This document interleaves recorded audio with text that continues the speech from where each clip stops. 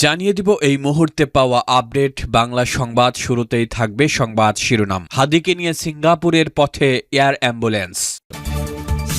এরপরে জানাবো স্বরাষ্ট্র উপদেষ্টার কার্যালয় ঘেরাও কর্মসূচিতে পুলিশের বাধা। এদিকে স্বরাষ্ট্র উপদেষ্টার পাশে দাঁড়িয়েই তাকেই পদত্যাগের আল্টিমেটাম ডাকসু ভিপির। আরও থাকবে মেঘনায় আওয়ামী লীগ বিএনপি সংঘর্ষে রণক্ষেত্র আহত ৫। এবং সবশেষে আনিস আলমগীর গ্রেফতার। শুনছিলেন সংবাদ শিরোনাম, এবারে বিস্তারিত। ইনকলাব মঞ্চের মুখপাত্র ওসমান হাদিকে নিয়ে সিঙ্গাপুরের উদ্দেশ্যে যাত্রা করেছে এয়ার অ্যাম্বুলেন্স। আজ সোমবার বেলা ১:৫৫ এয়ার অ্যাম্বুলেন্সটি হজরত শাহজালাল আন্তর্জাতিক বিমানবন্দর ত্যাগ করে। এর আগে বেলা ১১:২২ হজরত শাহজালাল আন্তর্জাতিক বিমানবন্দরে অবতরণ করে এয়ার অ্যাম্বুলেন্সটি। ওসমান হাদির বড় দুই ভাই ওমর ফারুক ও আবু বকর সিদ্দিক তার সঙ্গে রয়েছেন। জানা যায় বেলা সোয়া ১টার দিকে রাজধানীর এভারকেয়ার হাসপাতাল থেকে আইসিইউ অ্যাম্বুলেন্স করে ওসমান হাদিকে হজরত শাহজালাল আন্তর্জাতিক বিমানবন্দরে দিকে নেওয়া হয়। বেলা ১:৩০টার দিকে অ্যাম্বুলেন্সটি বিমানবন্দরের ৮ নম্বর গেট দিয়ে প্রবেশ করে। গত ১২ ডিসেম্বর দুপুরে রাজধানীর বিজয়নগরে ইনকিলাব মঞ্চের আহ্বায়ক ও ঢাকা ৮ আসনের সম্ভাব্য স্বতন্ত্র প্রার্থী ওসমান হাদিকে গুলি করে দুর্বৃত্তরা। পরে তাকে ঢাকা মেডিকেল কলেজ হাসপাতালে নেওয়া হয়। সেখানে অস্ত্রোপচারের পর সন্ধ্যার দিকে হাদিকে রাজধানীর এভারকেয়ার হাসপাতালে স্থানান্তর করা হয়। বর্তমানে সেখানেই তিনি চিকিৎসাধীন। গতকাল রবিবার ওসমান হাদিকে উন্নত চিকিৎসার জন্য সিঙ্গাপুরে পাঠানোর সিদ্ধান্ত নেয় অন্তর্বর্তীকালীন সরকার। স্বরাষ্ট্র উপদেষ্টার কার্যালয় ঘেরাও কর্মসূচিতে পুলিশের বাধা। ইনকিলাব মঞ্চের মুখপাত্র ওসমান হাদিকে গুলি করে হত্যা চেষ্টায় জড়িত সন্ত্রাসীদের গ্রেপ্তার সহ ৩ দাবিতে স্বরাষ্ট্র উপদেষ্টার কার্যালয় ঘেরাও কর্মসূচিতে বাধা দিয়েছে পুলিশ। সোমবার বেলা ১:২০ দিকে ছাত্র জনতা ঢাকা বিশ্ববিদ্যালয়ের দোয়েল চত্বরে এসে পুলিশের বাধার মুখে পড়েন। তখন তারা ব্যারিকেড ভেঙে সামনে এগিয়ে যান। এরপর ছাত্র জনতা হাইকোর্ট মাজারের সামনে আসেন। বেলা ১:২৩ আবার তারা পুলিশের বাধার মুখে পড়ে। এই ব্যারিকেডও ভেঙে তারা সামনে এগিয়ে যান। স্বরাষ্ট্র উপদেষ্টার কার্যালয় ঘেরাওয়ের এই কর্মসূচিতে নেতৃত্ব দিয়েছেন ডাকসুর ভিপি আবু সাদিক কায়েম। তার নেতৃত্বে ১০ সদস্যের একটি প্রতিনিধি দল ১:৪৫ দিকে স্বরাষ্ট্র উপদেষ্টার কার্যালয়ের উদ্দেশ্যে রওনা দেন। এর আগের বার রোববার ডাকসুর সাহিত্য ও সাংস্কৃতিক সম্পাদক মোসাদ্দেক আলী ইবনে মোহাম্মদ স্বরাষ্ট্র উপদেষ্টার কার্যালয় ঘেরাও কর্মসূচির ডাক দেন। তিনি ছাত্র জনতাকে স্বতঃস্ফূর্তভাবে এই কর্মসূচিতে অংশ নেওয়ার আহ্বান জানান।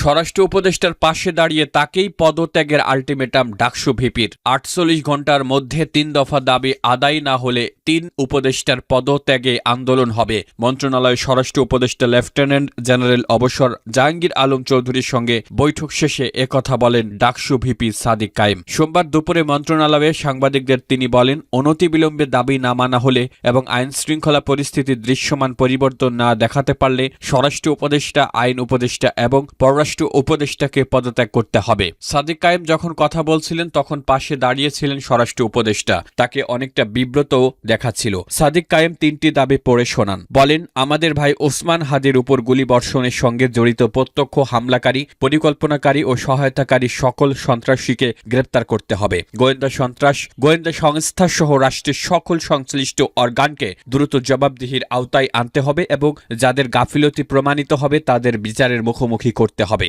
একই সঙ্গে যারা এই হামলাকে সমর্থন জুগিয়েছে, হাদি ভাই ও জুলাই বিপ্লবীদের হত্যাযোগ্য করে তুলেছে, সেই কালচারাল ফ্যাসিস্টদের সামাজিকভাবে সম্পূর্ণ বয়কট করতে হবে। এসব ব্যবস্থা অনতিবিলম্বে দৃশ্যমান করতে হবে। দ্বিতীয় দাবিতে তিনি বলেন, আগামী ৪৮ ঘণ্টার মধ্যে নিষিদ্ধ আওয়ামী লীগের বিরুদ্ধে এলাকাভিত্তিক চিরুনি অভিযান শুরু করতে হবে। নিষিদ্ধ ঘোষিত সংগঠনের বিভিন্ন স্তরের সকল সন্ত্রাসীকে গ্রেফতার করতে হবে এবং সব ধরনের অবৈধ অস্ত্র উদ্ধার করতে হবে। এ বিষয়ে সরকারের অবহেলা আর সহ্য করা হবে না। শেষ দাবিতে বলা হয়, ভারতীয় আধিপত্যবাদের বিরুদ্ধে প্রথম ও অপরিহার্য পদক্ষেপ হিসেবে শেখ হাসিনাকে দেশে ফিরিয়ে এনে তার বিরুদ্ধে মানবতা বিরোধী অপরাধে প্রদত্ত রায় কার্যকর করতে হবে। গণহত্যাকারী সন্ত্রাসীদের আশ্রয় দেওয়ার প্রতিবাদে ভারতের সঙ্গে কূটনৈতিক সম্পর্ক পুনর্বিবেচনা করতে হবে। অভিযুক্তদের ফেরত না দেওয়ার পূর্ব পর্যন্ত কূটনৈতিক সম্পর্ক স্বাভাবিক করা যাবে না। মেঘনায় আওয়ামী লীগ বিএনপি সংঘর্ষে আহত ৫। কুমিল্লার মেঘনায় পতিত জমির দখল নিয়ে স্থানীয় আওয়ামী লীগ ও বিএনপি নেতার মধ্যে সংঘর্ষ হয়েছে।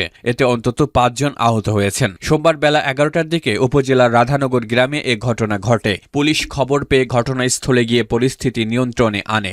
স্থানীয়রা আহতদের উদ্ধার করে মেঘনা উপজেলা স্বাস্থ্য কমপ্লেক্সে নিয়েছে। তারা হলেন জামাল মিয়া, রাতুল, তাসলিমা, শহীদ ও জসিম। এদের মধ্যে শহীদ মিয়াকে উন্নত চিকিৎসার জন্য ঢাকায় পাঠানো হয়েছে।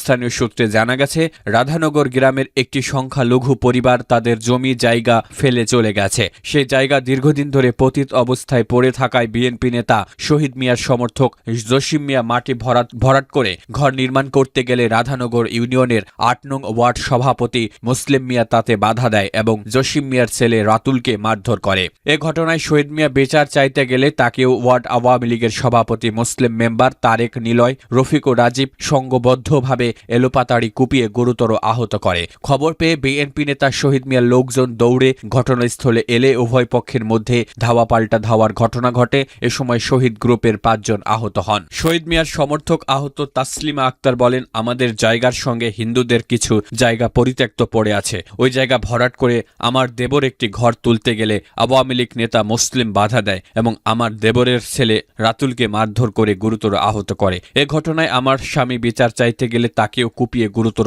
আহত করে। মেঘনা থানার ওসি শহীদুল ইসলাম বলেন, মারামারির খবরে তাৎক্ষণিক ঘটনাস্থলে পুলিশ পাঠিয়েছি। আইন শৃঙ্খলা পরিস্থিতি এখন স্বাভাবিক। শুনেছি কয়েকজন আহত হয়েছে।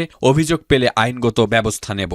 আনিস আলমগীর গ্রেফতার। সাংবাদিক আনিস আলমগীর, অভিনেত্রী মেহের আফরোজ, শাওন সহ মোট ৪ জনের বিরুদ্ধে সন্ত্রাস বিরোধী আইনে উত্তরা পশ্চিম থানায় দায়ের হওয়া অভিযোগটি মামলায় রূপান্তরিত হয়েছে। সাংবাদিক আনিস আলমগীরকে এ মামলায় গ্রেফতার দেখানো হয়েছে। বিষয়টি নিশ্চিত করেছেন ঢাকা মহানগর পুলিশের অতিরিক্ত কমিশনার শফিকুল ইসলাম। তিনি বলেন, উত্তরা পশ্চিম থানায় সাংবাদিক আনিস আলমগীর, অভিনেত্রী মেহের আফরোজ, শাওন সহ ৪ জনের বিরুদ্ধে একটি মামলা হয়েছে। ওই মামলায় ডিবি হেফাজতে থাকা সাংবাদিক আনিস আলমগীরকে গ্রেফতার দেখানো হয়েছে। থানা থেকে মামলার তদন্তকারী কর্মকর্তা আসছেন। তদন্তকারী থানা পুলিশের মাধ্যমে গ্রেফতার সাংবাদিক আনিস আলমগীরকে আদালতে সোপর্দ করা হবে। রোববার দিবাগত রাত ২:৩০টার দিকে জুলাই রেভলিউশনারি অ্যালায়েন্সের কেন্দ্রীয় সংগঠক আরিয়ান আহমেদ সাংবাদিক আনিস আলমগীর, অভিনেত্রী মেহের আফরোজ, শাওন সহ মোট ৪ জনের বিরুদ্ধে সন্ত্রাস বিরোধী আইনে উত্তরা পশ্চিম থানায় অভিযোগটি দায়ের করেছিলেন। অভিযোগে নাম আসা অপর ২ জন হলেন মডেল মারিয়া